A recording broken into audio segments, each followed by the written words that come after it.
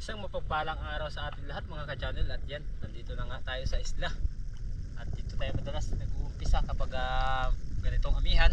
Dito tayo sa harap ng Alice Solario sa dating pisto ni namayapang Lola Sabel at Lolo Lorito. At dito tayo mag-uumpisa. Gahanap tayo ng pang-ulam. Quick dive lang tayo. Gawa ng wala tayong ulam at nakarating kami dito sa isla. Nakauwi kami nung 24 at gabi na nga kami nakarating. Sa ngayon ay si Joy Adventure nasa bayan ng Coron. At syempre maraming salamat po sa lahat po ng inyong suporta. At Merry Christmas po in advance. Happy New Year. Sana ay i-enjoy po natin ang ating panibagong taon. At syempre bago tayo magpatuloy at suot lang tayo ng pins nang sa gayon ay makapag-dive na tayo at makapaghanap ng ating maulam. Shoutout po sa lahat kay Larry Santi, kay Sir Terso Manulat Dario, Miss Gino Piuta, Strawberry Ice Sweet, at lalo na po sa ating mga sponsor na mga silent viewers po natin, and sa lahat po ng nakasama po natin dyan sa Berto, lalo na sa Balabak na nakasama natin. And shoutout po kay Joseph Agdon at Agdon family, na Gasita family, kay Kuya Yoy, shoutout po, na Kambari family, sa lahat ng family Kambari, and kay Bro Kyle Clark, shoutout, and sa lahat na. So ngayon mga ka-channel ay umpisa tayo.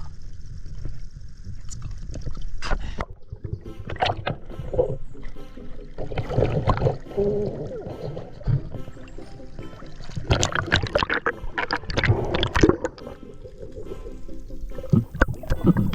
Isang mapagpalang araw po sa atin lahat mga ka-channel. Ayan, nandito nga tayo ngayon sa isla ng Kanipo. Nakauwi na tayo.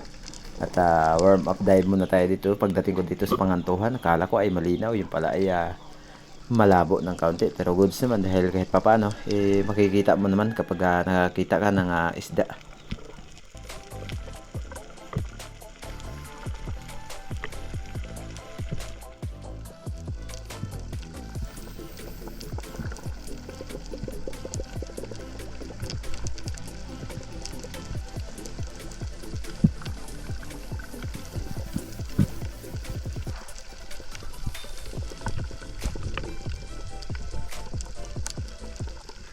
Sinubukan ko na magantay-antay dito dahil kapag ganito maraming isda, bigla na lang na may lumalabas na mga cuttlefish or tauban. Pero wala man lang nagpakita ng cuttlefish, sayang.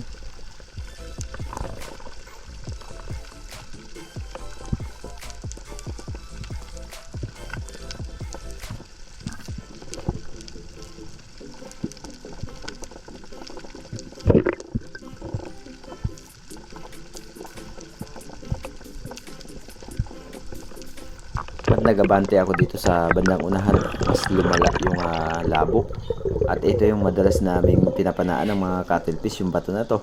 Pero sa siguro nung mga nakaraang buwan sa sobrang lakas ng bagyo na Berdina ay ito yung mga nangyari dito sa aming lugar. Yung mga bato na pinag-iitlugan ng cuttlefish at pinagtataguan ng mga surahan ay nasira dahil siguro sa sobrang lakas.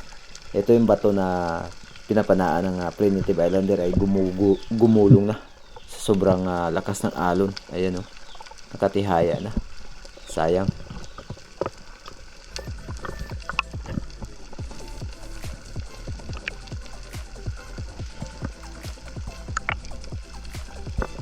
Hindi lang pala sa mga kabahayan yung pinsala ng bagyo na yun.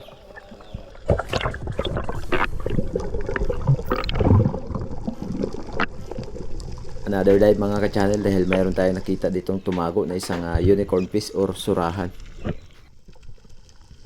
Hanapin natin dito nang baka sakali ay makita natin at makaulam tayo ng surahan.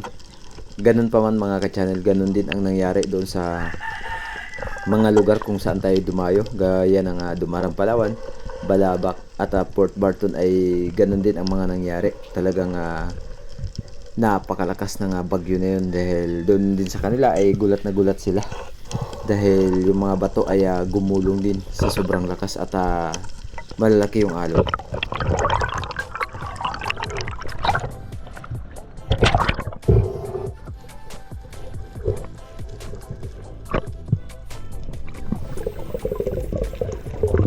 napapansin niyo po kanina ay mayroong bangka na dumaan sa atin. Akala ko ay malapit lang kaya hindi ako nagtagal at umahon ako. Kaya binalikan ko dito yung bato kung saan natin nakita yung surahan na tumago.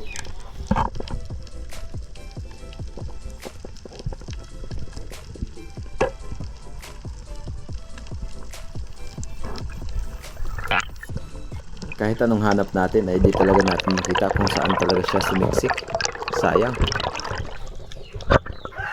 At sakto lang nung pagdating ko dito sa napakalaking bato sa hindi ganong kalaliman ay mayroon tayong napapansin ng mga barakudang maliliit at mga ilak, kaya pumili na ako dito sa mga ilak na to. At timing nang sa gayon ay mabawasan natin.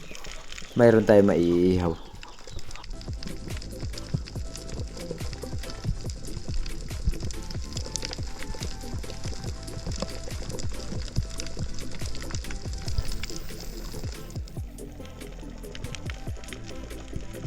Hindi tayo masyadong makapag-focus dito sa ating tina-target na ilak gawa ng tinutulak tayo ng alon. At ito nga mga ka-channel, nakita ko yung ating target. Timing talaga gawa ng alon na tinutulak at hinihila. At ayun nga, ito yung naging unang isda natin, isang silver drummer or ilak.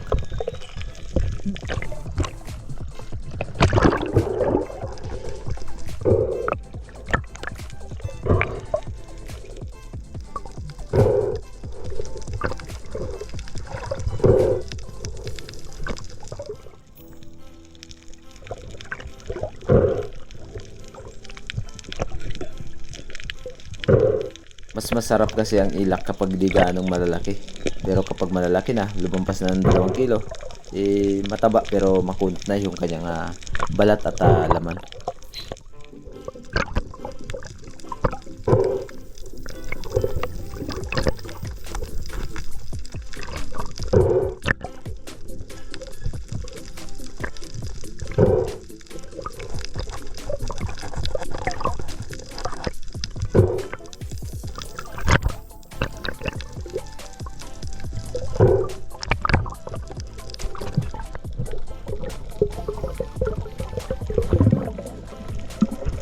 Nung pag-abante ko dito sa unahan mga ka-channel ay binalikan ko ito yung bato yun na madalas tayong bumababa at dinadaanan talaga ng mga ilak yung mga bato na to. Ayan, napakalinis ng paligid, gawa ng para siyang dinaanan ng kung ano man sa sobrang lakas ng mga nakaraang buwan dito sa amin. Talagang pati yung ibang mga namamana dito ay nagulat dahil yung mga kulapo kung tawagin ay talagang halos naubos.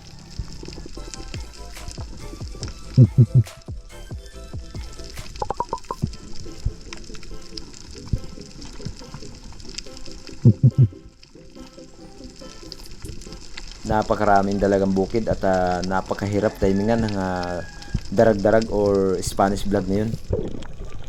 Muling pagsisim, same spot pa rin, dito pa rin tayo nag-drop kung saan tayo may tinatarget na Spanish vlog or darag-darag ang tawag ng karamihan ay ayan, napakahirap.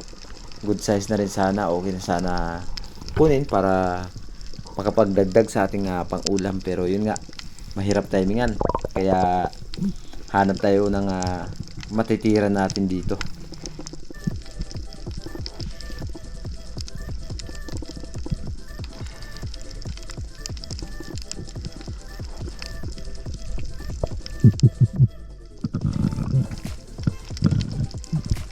Sobrang likot ng mga silver drummer.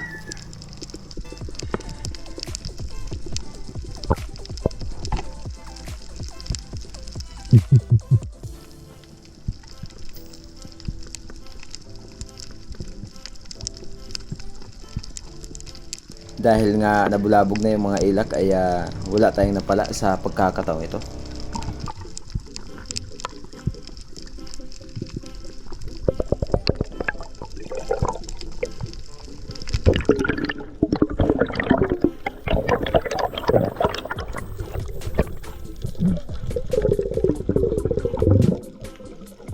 sakto lang ng pag-abante natin dito ay mayroon tayo nakitang isang good size na labian or lifty.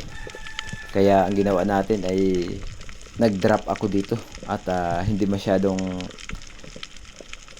umabante ng kaunti gawa ng ayan, kung napapansin nyo napakalikot at gawa ng gulong ng alon, medyo malalaki pa kasi kakakalma lang. At ito na nga, nung tinira natin spine shot mga ka-channel, napakaganda ng pagkakatama, ayos. Ito yung naging pangalawang isda natin sa araw na to, isang labian or lip.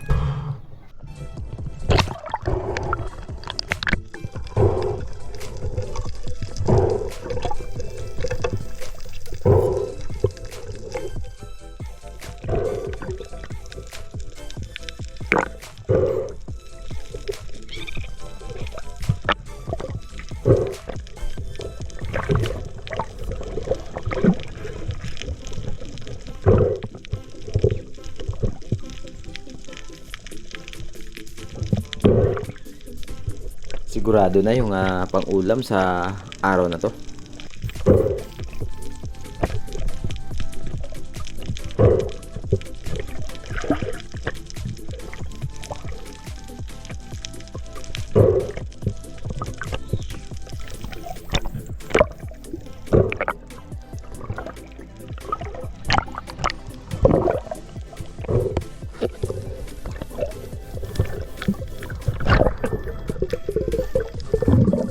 Pabalik na sana ako sa playa mga ka-channel nang mapansin ko itong dalawang double line mackerel ay binala ko sana na bawasan.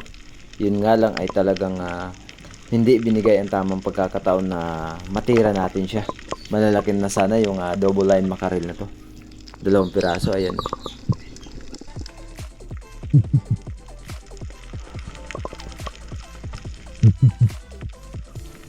At inikot ko dito sa bandang gilid yung ating pana, baka sakali na dito sila dadaan.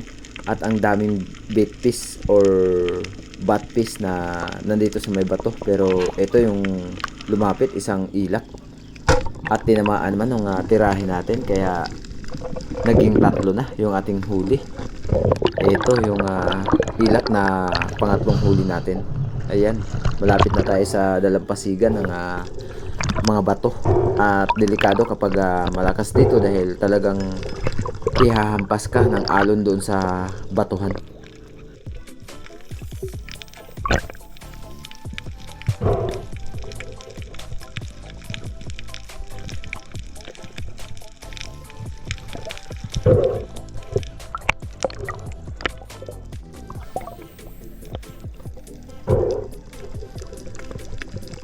Ito yung naging pangatlong huli natin sa araw na to mga ka-channel. At dito sa aming isla ay talagang pahirapan ang ulam kapag ganitong amihan na. At gulat din yung mga ibang espero dito sa amin dahil gawa ng yung lugar na ito ay talagang parang dinaanan baga ng red tide dahil napakalinis ng paligid ng isla.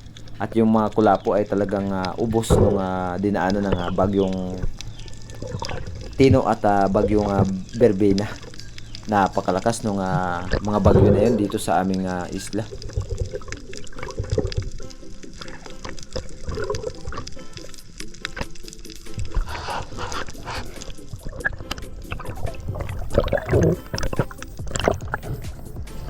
Medyo mahirap talaga kapag lumalangoy ka lang.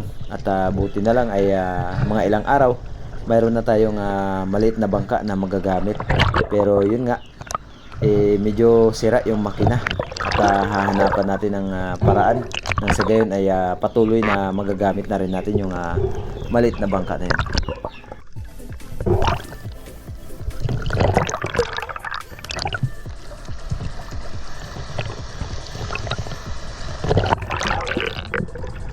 May ilang araw din kasi na tinignan namin sa apps na kakalma, kaya samantalahin muna natin yung kalma, pero hindi pa tayo makapunta ng malayo. Ito yung mga kulapo na sinasabi ko at pauwi na ako nang makakita ko dito ng isang kutsilyo. Ayan. At siyempre hindi na natin pinalagpas yan at ayan, para pa tayong ninja ay ayan, espada pa ang ginawa. Loko ah.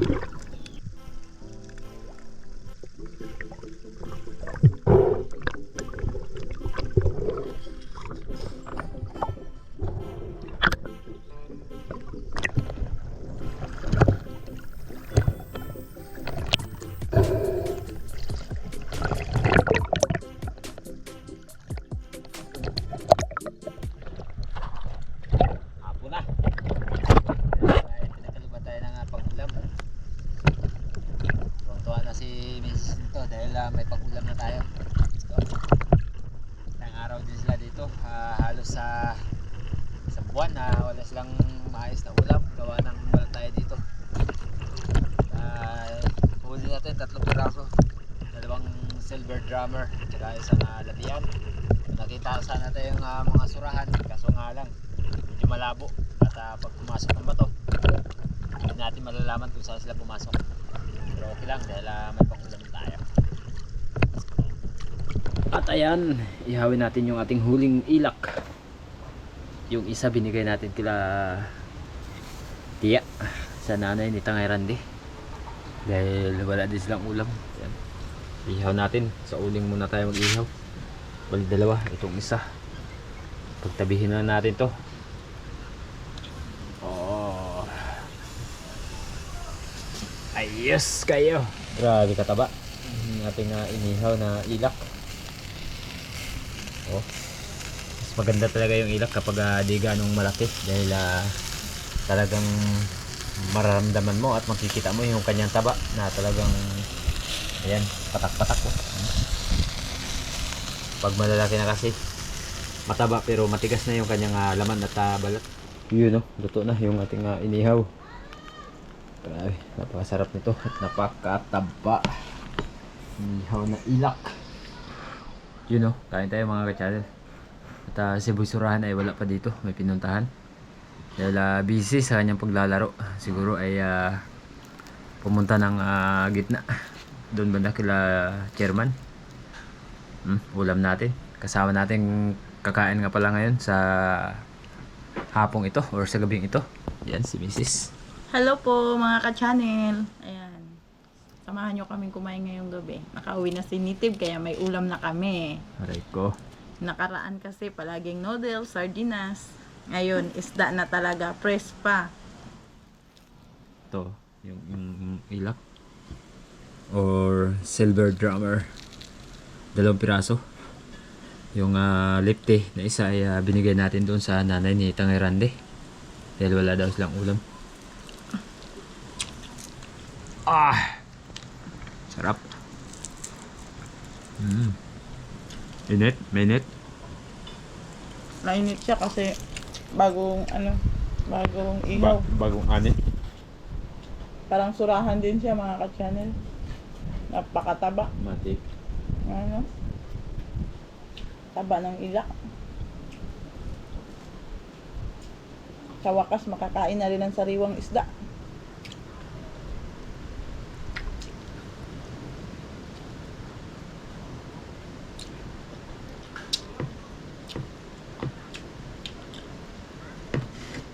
Tagal-tagal din kaming walang ulam ni Boy Surahan. Halos mag-2 buwan din. Oo. Kaya ngayon, parang nananabik kami sa isda. Hindi kay parang nananabik talaga.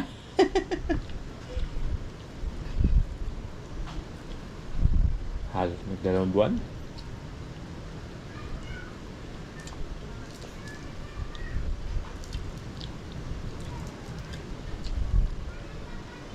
Paborito ko sa inihaw mga ka-channel. Yung mainit. Kasi pag malamig na ayaw ko na kasi nagasebo siya. Lalo na kung mataba. Kaya pag nag-aulam ako, kailangan mainit. Pinapainit ko talaga siya. Busy si Mrs. dahil may alagang baboy.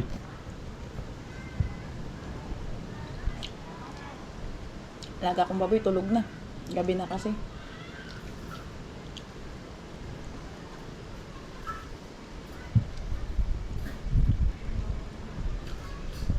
Sarap. Taba eh. Taba pa na sa surahan ko eh.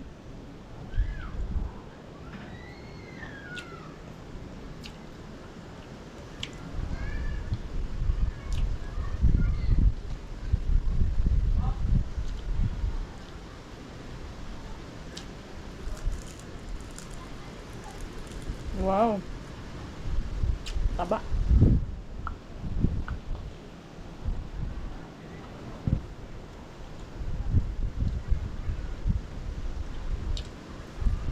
Masarap yung ilak kapag inihaw siya. Pero kapag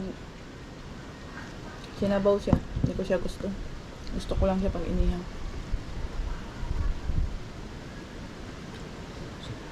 Overcook? Takto lang. Wala na yung ano, taba. Tunaw. Hindi ka man, oh. Wala. Hindi, oh. Tunaw na. Ha? Yan mga ka-channel, tapos na akong kumain. Naubos ko na ang isang pirasong ilak. Ayan, puro na lang balat ang natira. Balat ng hilak. Ito ay plano kong ubusin. Kaso, kiboy surahan pala. Kawawa rin, wala siyang pangulam. Namiss ko talaga ang isda mga ka-channel. Dahil matagal-tagal na akong hindi nakaulam. Kaya ngayon parang gusto kong bumawi. Salamat sa Diyos sa pagbigay niya sa amin ng biyaya. At sa... Ayan mga ka-channel, nahuli si Boy Surahan. Ayan, siya na lang kumakain ngayon. Ang aming Boy Surahan. Walang surahan. Shoutout kay Brad Alex, shoutout kay Ate Kay, shoutout kay Ate Sabina, shoutout kay Ate Sabina Eskwera.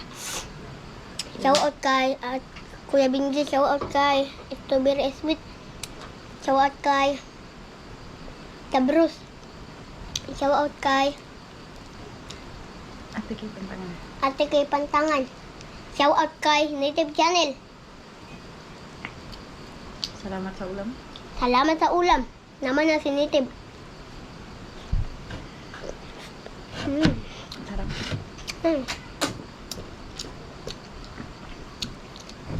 Mm. Patay na. Thanks, bye. Hindi lang sa gabing ito, sa buong taon na pag-iingat niya. Maraming salamat sa Diyos. At salamat din sa inyo mga ka-channel na hindi kayo nagsasawa na manood sa vlog ni Native Channel. Salamat sa inyong pagsuporta. Good morning sa mapagpalang araw sa ating lahat. At ayan nga, nandito na tayo nakita sa may batuhan. Ayan, kung saan harap ng aming isla. At try natin dito sa harap na tapuin ang pag-ulam. Gawa ng kahapon, sumubok tayo. Kahon tayo, 3 piraso lang. 2 ilak, isang tipni. Pero kung sa nila, nakaulam din tayo. At ngayon, medyo maalon at mahangin ng konti. Dahil 2 araw yung kanyang street na amihan. Sabado tsaka Linggo. Ayan. Okay. Medyo maputi. No? Tapos update na tayo. Shore dive mga ka-channel. Simula dyan. Magandang tayo. Makakulit tayo ng pag-ulam. Let's go. Sana makasurahan. At maraming salamat sa inyo sa mga suporta at lagi panonood. At syempre, sa hindi po ninyo pag-skip ng ads. And Merry Christmas and Happy New Year po.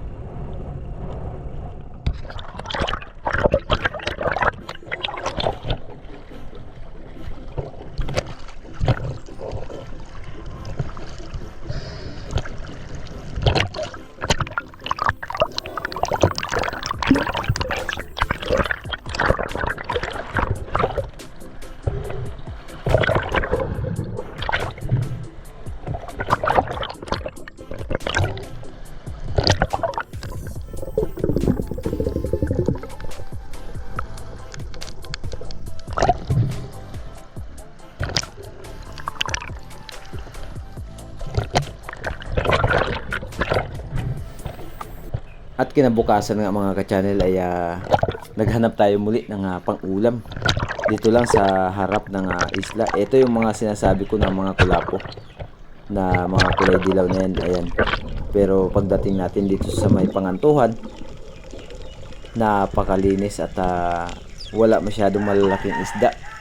Dito kami madalas na namamana ni Joy Adventure kapag kinakailangan namin na maghanap ng pang-ulam. At mayroon tayong nakita dito isang coral trout sa ilalim ng bato. Hinanap natin yung chimpo kung saan natin siya pwedeng panain. At nakaharap lang sa atin yung coral trout. Yun nga lang ay talagang napakahirap. At nung tinuto ko na ay lumipat ng pwesto. Kaya hindi natin siya natira dito sa pagkakataong ito.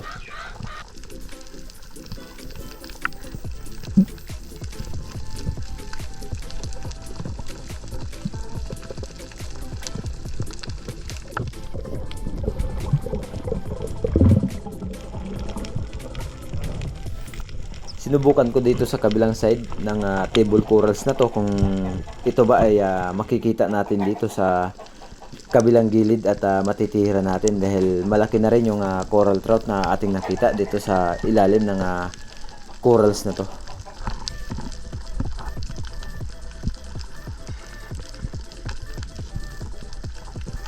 At dito sa kabilang side ay nakita na natin yung suno or lapu-lapu na ating target at hindi ko kinabit yung dalawang goma. Nagbawas ako ng load at hindi ko sinagad yung isang rubber gawa ng napaka-powerful ng seagull sub at ayun. Hindi nga tayo nabigo nung tirahin natin yung coral trout at tinamaan naman. Buti na lang ay hindi nag-stuck yung ating shop dahil bagong hasa pa naman ito at napakatalim. Napakalakas ng guma. Shoutout nga pala kay Corsi Spearmaster, kay Samasab PH, and siyempre kay Bro Gaga Orozco ng Mindanao.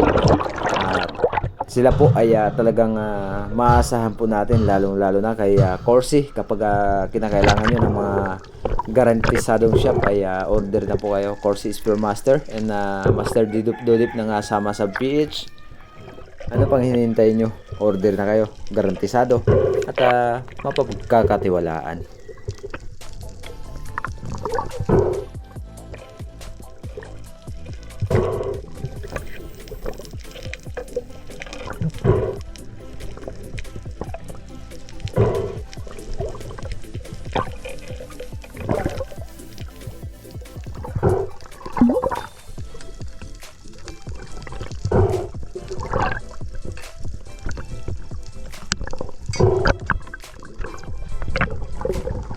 Pagkatapos kong matuhog yung lapu-lapu dito sa unahan ay sumisid ako, medyo may kalaliman na.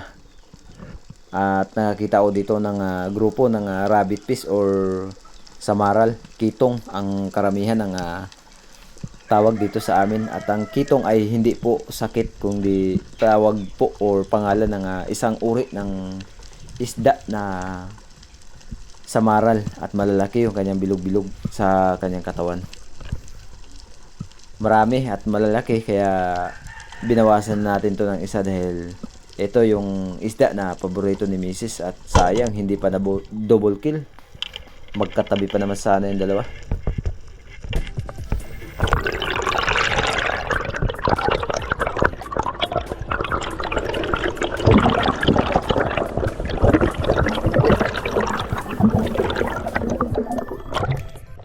Ayos at nakadalawa na rin tayo sa ating pamamana ngayong umaga.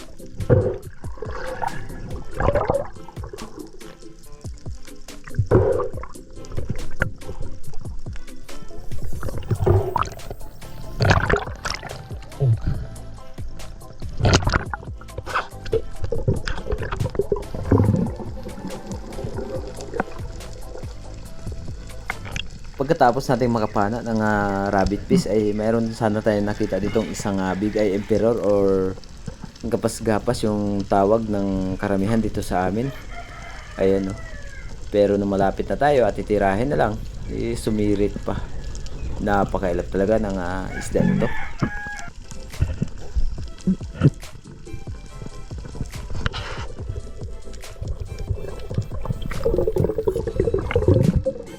Pagkatapos ng ilang minutong paglalangoy, isang coral trout na nandito sa gilid ng bato. Akala ko okay na pero yun nga, sumirit. Sayang, malaki na sana, nasa mga 1 kilot kalahati na. At pagkatapos nito, ng pag-ahon ko ay lumangoy na rin tayo pauwi. Medyo magulong pa.